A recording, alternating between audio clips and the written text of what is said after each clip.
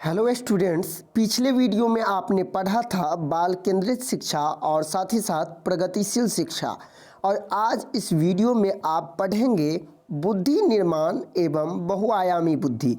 सबसे पहले हम इस वीडियो में ये जानेंगे कि आखिर बुद्धि होता क्या है।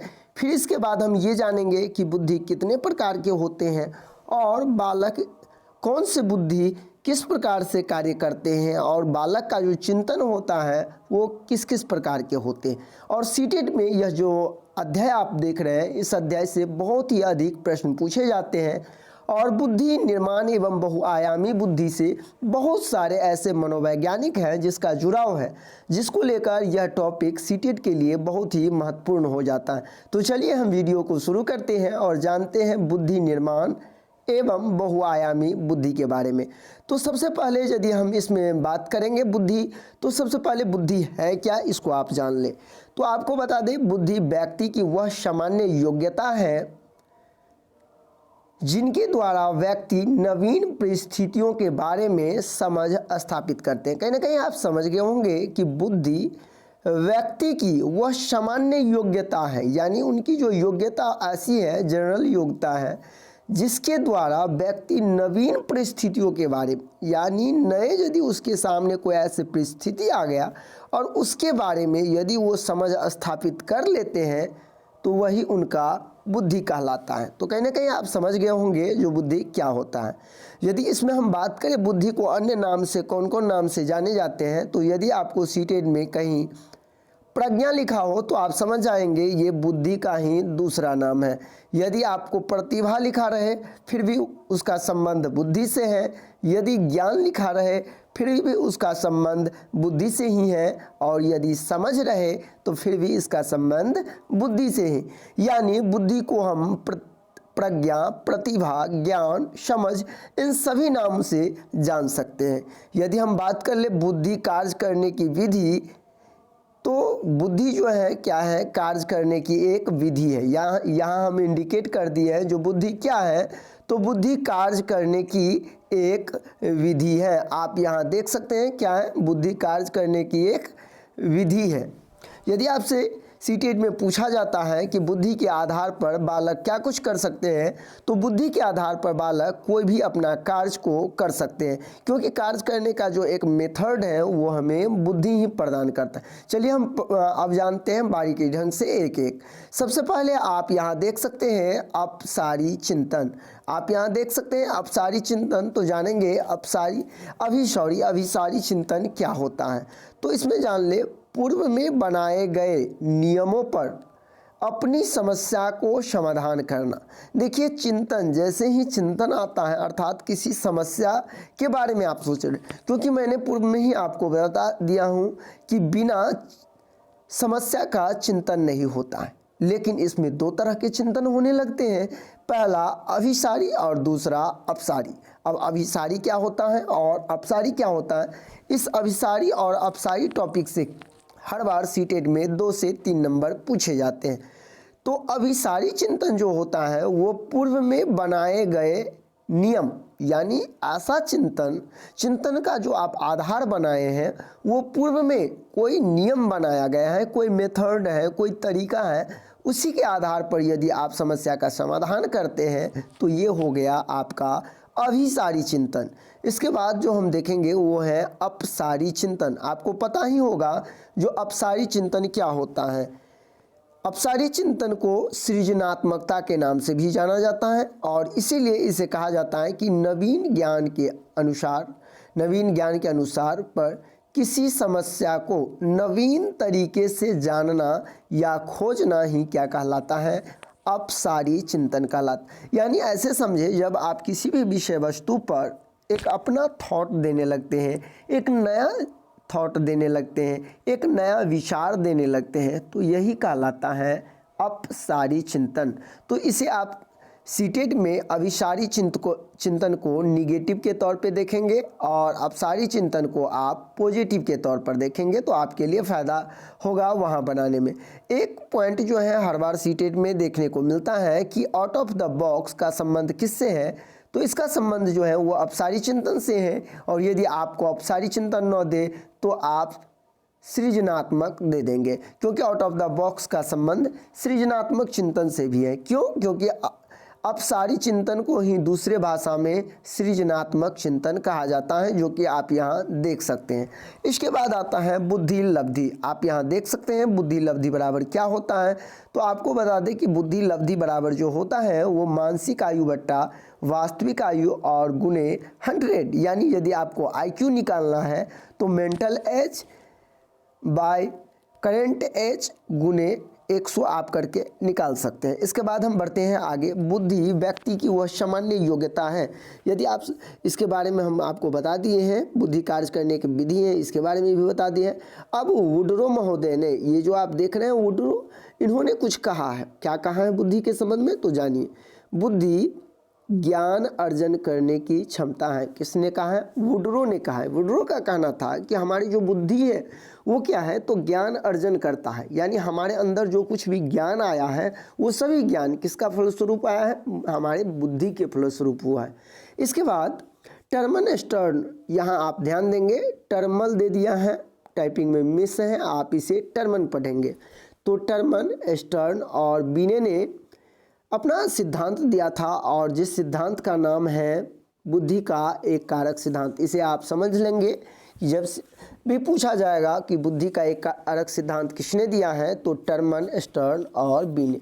टर्मन स्टर्न और बीने का कहना था कि बुद्धि एक कारक सिद्धांत के अनुसार बुद्धि एक अविभाज्य इकाई है, यानी उनका ये मानना था बुद्धि को हम विभाजित कई पार्टों में नहीं कर सकते हैं, बल्कि बुद्धि क्या है, एक अभाज्य बुद्धि, एक खंड उसको हम नहीं कर सकते हैं। बुद्धि जो है अपने आप में एक जो अविभाज्य इकाई है, ये कहना था टर्मन स्टर्न बीने का, क्योंकि इन्होंने बुद्धि का एक कारक सिद्धांत दिया था। इसके जस्ट बाद स्पीयरमैन ने आते ही इन्होंने कहा कि नहीं, ऐसा नहीं है, बुद्धि के दो कारक हैं और दोनों कारक का विश्लेषण भी इन्होंने किया है, जिसमें पहला वो जी कारक और दूसरा एस कारक, जिसे आप जान सकते हैं कि जी अर्थात सामान्य बुद्धि और एस अर्थात स्पेसिफिक बुद्धि अर्थात विशिष्ट बुद्धि। तो यदि आपसे ये पूछा जाए बुद्धि के द्विकारक सिद्धांत किसने दिया है, तो बेहिचक आप इसमें है स्पीयरमैन लगा देंगे। इसी को आपको 2-3 भाषा में पूछ सकता है क्वेश्चन, जो जी कारक और एस कारक का सिद्धांत किसने दिया, ये जो है ना जी कारक एस कारक, तो फिर आप वहाँ स्पीयरमैन ही देंगे। बुद्धि के द्वितत्व सिद्धांत तो स्पीयरमैन ही देंगे। बुद्धि के द्विखंड सिद्धांत तो स्पीयरमैन। जब कभी भी बुद्धि के समक्ष में दो चीज़ के बारे में बताएं, जो बुद्धि को दो पार्ट में बांटा गया है, बुद्धि के दो स्तरों यानी इस टाइप से जब कभी भी प्रश्न रहे, तो इसके संबंध में स्पीयरमैन ने ही कहा है। आप यहाँ देख सकते हैं स्पीयरमैन के अनुसार प्रत्येक बुद्धि में 2 प्रकार की बुद्धि पाई जाती है। वही चीज़ है पहला जिसमें आप देख रहे हैं सामान्य बुद्धि और दूसरा विशिष्ट बुद्धि। अब बढ़ते हैं बुद्धि के क्षेत्र में और सारे जो मनोवैज्ञानिक हैं उनका क्या कहना है। इसके संबंध में थॉर्नडाइक का कहना था कि बहुकारक सिद्धांत के अंतर्गत जो बुद्धि के एक कारक नहीं बल्कि बहुत सारे कारक हैं, ये कहना था थॉर्नडाइक का। आपको पता होगा थॉर्नडाइक बहुत सारे जो सिद्धांत भी दिए, इसमें आपको ये भी पता होगा थॉर्नडाइक ने अधिगम का भी अपना सिद्धांत दिया है। इसके अंतर्गत इसका 3 मुख्य सिद्धांत हैं जो आपको पता होगा। पहला तत्परता का नियम, दूसरा अभ्यास का नियम और तीसरा प्रभाव का नियम। इसको भी आप ध्यान रखेंगे। थॉर्नडाइक ने 3 प्रकार की इसमें बुद्धि भी दिया है, जिसमें आप देख सकते हैं पहला अमूर्त बुद्धि, दूसरा सामाजिक बुद्धि और तीसरा यांत्रिक बुद्धि, जिसे गतिशील बुद्धि के नाम से भी हम जानते हैं। तो ये था थॉर्नडाइक के जो बुद्धि को 3 भागों में थॉर्नडाइक ने बांटा, वही तीनों बुद्धि का नाम। पहला अमूर्त बुद्धि, प्रत्येक बालक का बुद्धि जो कुछ इस प्रकार से होता है जिसमें वो जो वस्तुएं उनके समक्ष नहीं भी होती हैं उनके बारे में वो सोचने लगते हैं। दूसरा होता है सामाजिक बुद्धि, जो अपने समाज में रहकर जो कुछ भी वो विचारधाराएं राय जो भी सामाजिक गुण सीखते हैं उस पर जो बुद्धि विकसित होती है वो सामाजिक बुद्धि होती है। और हर एक बालक का गतिशील बुद्धि होती है, जो कि हमेशा वो तत्कालिक स्थिति के बारे में जानने की योग्यता रखते हैं। चलिए हम बढ़ते हैं आगे तरफ। बहुबुद्धि का सिद्धांत आप सुने होंगे। बहुबुद्धि का सिद्धांत जो है वो हार्वर्ड गार्नर ने दिया है।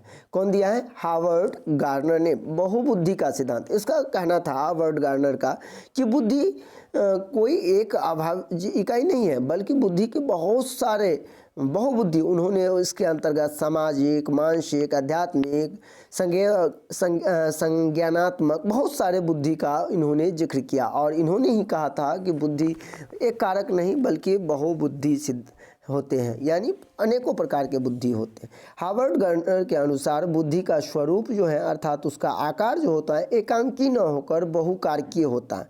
इसका कहना था कि कोई भी बुद्धि बालक में जो बुद्धि होते हैं वो एकांकी नहीं होते अर्थात एक ही नहीं होते बल्कि बहुकारकीय होते, बल्कि उसका जो बुद्धि का स्वरूप है वो बहुत कारकीय होते हैं, अनेकों भागों में बटे होते हैं।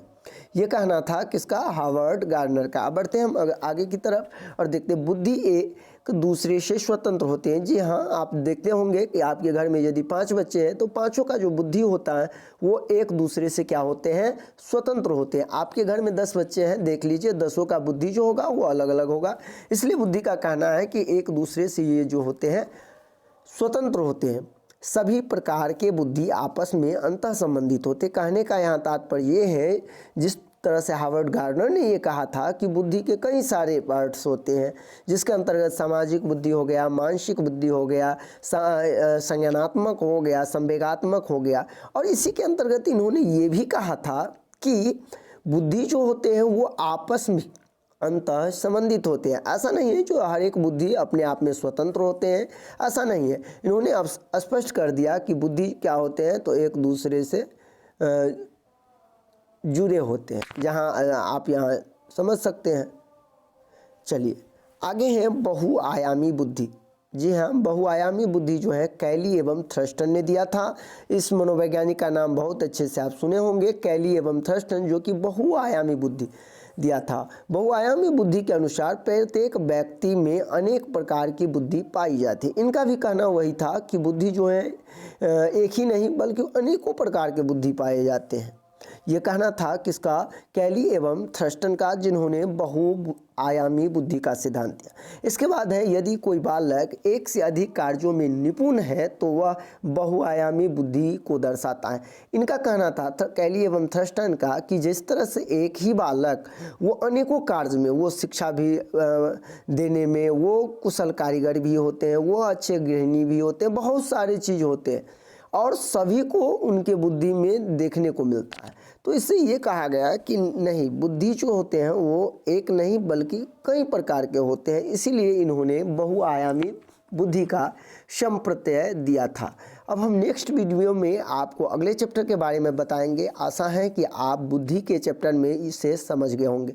इसमें आपको मनोवैज्ञानिक का नाम याद रखना बहुत ही इम्पोर्टेंट हो जाता है, क्योंकि अक्सर इस बार जो है सीटेट में भी पूछा जाता है और इस बार भी आपको पूछने का प्रबल संभावना है। बुद्धि के एक कारक सिद्धांत, बुद्धि के द्विकारक सिद्धांत, बहुआयामी बुद्धि, बहुकारकीय बुद्धि और बहुबुद्धि का सिद्धांत, ये सिद्धांत सब बहुत ही इम्पोर्टेंट है, इसीलिए आप लोग इन्हें ध्यान में रखेंगे। और ये वीडियो आपको कैसा लगा आप मुझे कमेंट करके ज़रूर बताएं। साथ ही साथ यदि आप चैनल पे नए हैं तो चैनल को सब्सक्राइब कर लें, क्योंकि सीटेट परीक्षा से संबंधित सारी जानकारी इस पर दी जाएगी। साथ ही साथ आप लोग यदि पिछला वीडियो नहीं देखें तो प्लेलिस्ट में बहुत सारे वीडियो हैं पड़े हुए, आप उन्हें बारीकी ढंग से अध्ययन देख लें, जिससे कि आपको सीटेट पास करने में कोई भी समस्या नहीं हो। मैं आशा करता हूँ कि यदि आप सभी वीडियो को बारीकी ढंग से देखते हैं तो निश्चित तौर पर इस बार आप सीटेट में सफल होंगे, क्योंकि यहाँ आपको अधिक से अधिक ऐसे टॉपिक्स दिया जाता है जो एग्जाम में पूछे जाते हैं। साथ ही साथ आपको बहुत सारे ट्रिक्स भी दिए जाते हैं जिससे आसानी से आप प्रश्न को सॉल्व कर सकते हैं।